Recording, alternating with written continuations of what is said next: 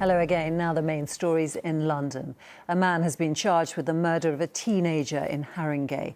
18-year-old Andre Salmon died after being shot. Regan Conin, who's also 18, was arrested yesterday in Southend and will appear in custody at Barkingside Magistrates Court tomorrow, charged with Andre's murder and possession of a firearm.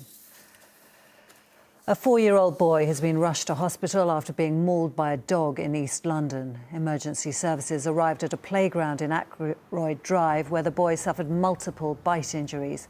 The dog's owner was also bitten but refused hospital treatment. 3 dogs were seized by police after the attack. A man has died following a crash in Clapham in the early hours of this morning. Police were called to Clapham High Street to reports of an incident involving a pedestrian and a car. A 27-year-old man was pronounced dead at the scene. The driver involved in the crash did not stop. Police are asking anyone who may have information to come forwards. Police are appealing for help to try and locate a man missing from Darrant Valley Hospital in Dartford.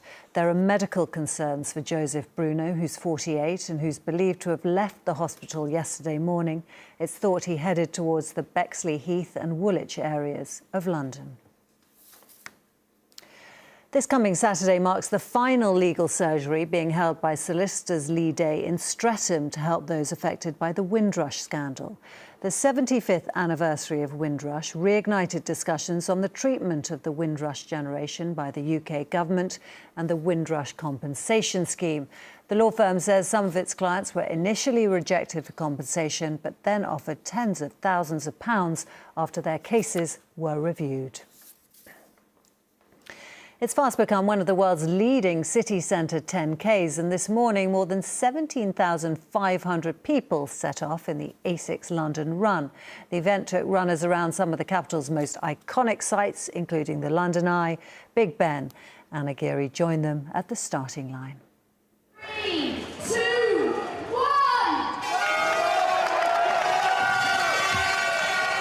1! They set off by Green Park. Those expecting to run the quickest led the way. Passing iconic landmarks, the runners had some musical motivation for their 10K. With an incredible time of 30 minutes and 17 seconds. It didn't take long for Jonathan Collier to finish. Of the elite women, the winner was back in 34 minutes and 23 seconds, a personal best for her. So much people, and they cheering you and push you run faster and faster, so it was nice. And do you live in London? No. I'm from Slovakia and we came here just for this race. This race saw 17,500 people take part. It brought supporters into central London too. I rarely do 10K races, so it's like for something different. And I've got my little cheerleader here as well, my little niece, so it's all good. Was she cheering you on? She was cheering me on, literally waving to like probably everyone besides me. When I got to the finish, she just looked at me like, who are you? Having something to sign up to makes me ensures that I do like running during the week and during probably times I would just sit at home and watch TV. Keep it going all the way down. Others were fundraising, like Felix, the cat with 9 lives, who represents good luck for those dealing with the disposal of bombs.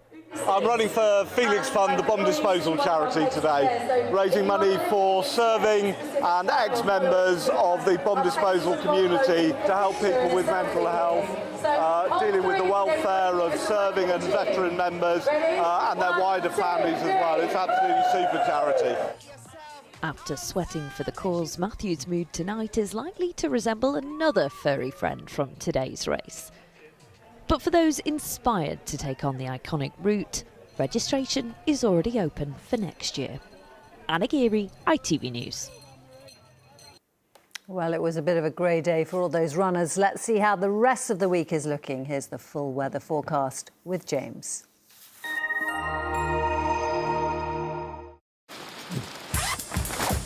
Whatever the weather, it always feels like home. Vaillant Heat Pumps and Boilers sponsor ITV London Weekend Weather.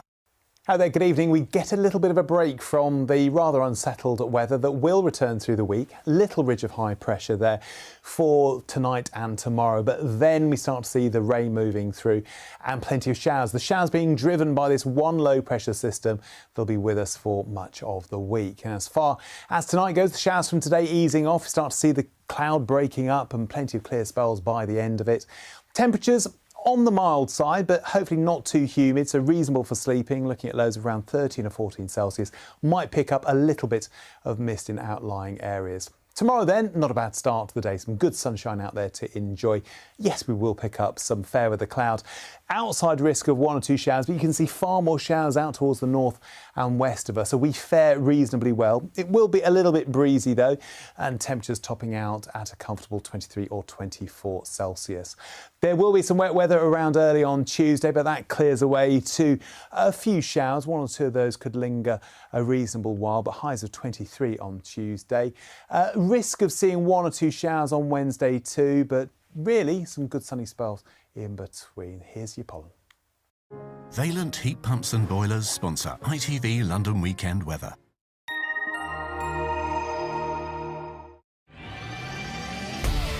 Hello, summer. Piri sponsors ITV Pollen Count. We may be at the end of the grass and the weed pollen season. We can still squeeze out some high counts. That's the case tomorrow because it's essentially a sunny day, but the wet start on Tuesday capping them at moderate. And that is all from us for now. We will be back tomorrow morning with updates in Good Morning Britain. Until then, from everyone on the London team, have a good evening. Goodbye.